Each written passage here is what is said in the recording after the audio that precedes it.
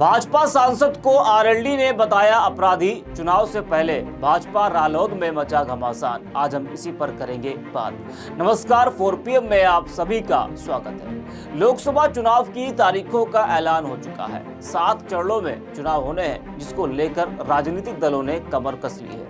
जिन जिन सीटों पर पार्टियों ने अपने प्रत्याशी उतारे हैं, उन सीटों पर प्रचार प्रसार भी तेज हो गया है। वहीं पश्चिम उत्तर प्रदेश में एक पोस्टर से घमासान मच गया है। जी हाँ, इंडिया गठबंधन का साथ छोड़ जयंत चौधरी एनडीए के साथ चले गए। उनके खाते में 2 सीटें आई, बागपत और बिजनौर। समाजवादी पार्टी उनको 7 सीटें दे रही थी, लेकिन 2 सीटों पर साहब मान गए।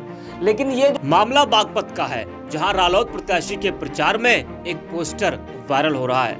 उस पोस्टर में डॉक्टर राजकुमार सांगवान को प्रत्याशी बनाए जाने पर शुभकामनाएं दी गई हैं, जिसमें कैसरगंज से बीजेपी सांसद ब्रजभूषण शरण सिंह की फोटो भी लगी है, जिसको लेकर बवाल मच गया है।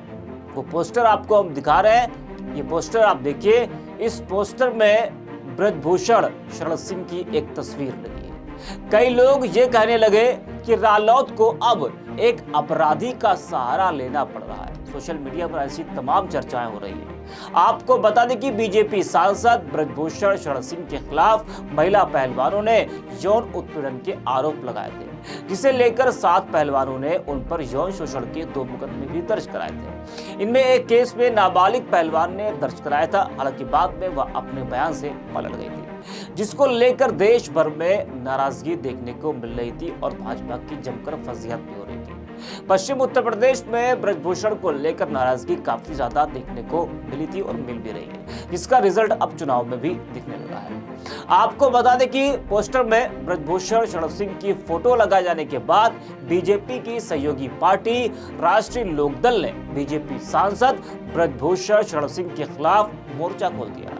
राष्ट्रीय लोकदल ने बीजेपी सांसद को अपराधी मानते हुए आरएलडी के किसी भी प्रचार में ब्रजभूषण को शामिल न करने का ऐलान किया है। साथ ही कैसरगंज सीट से टिकट मिलने पर आरएलडी ब्रजभूषण शरण सिंह का प्रचार नहीं करेगी। अगर कैसरगंज से भारतीय जनता पार्टी ब्रजभूषण शरण सिंह को फिर से टिकट देती है तो वैसे ये कहा जा रहा है अब तक कि इनका टिकट कट सकता है कैसरगंज से ब्रजभूषण का। लेकिन आरएलडी का ये कहना है कि अगर ब्रजभूषण को कैसरगंज से टिकट बीजेपी देती है तो आरएलडी उनका प्रचार नहीं करेगी। तो चुनाव की तारीखों के ऐलान के साथ ही भाजपा रालोद में खटपट भी शुरू हो गई है। रालोद ने खुलकर भाजपा सांसद को अपराधी माना है, तो वही भाजपा इस मामले में शांत नजर आ रही थी और अब भी नजर आ ही रही है। दरअसल कैसरगंज सीट से बीजेपी सांसद ब्रजभूषण शरण सिंह की फोटो का इस्तेमाल एक पोस्टर में किया गया है, जैसे कि मैंने आपको पहले दिखाया और बताया। जो तस्वीर आप देख पा रहे हैं, पोस्टर में बागपत लोकसभा सीट से आरएलडी प्रत्याशी राजकुमार सांगवान को प्रत्याशी बनाए जाने पर शुभकामनाएं दी, जिसकी चर्चा मैंने शुरुआत में भी की।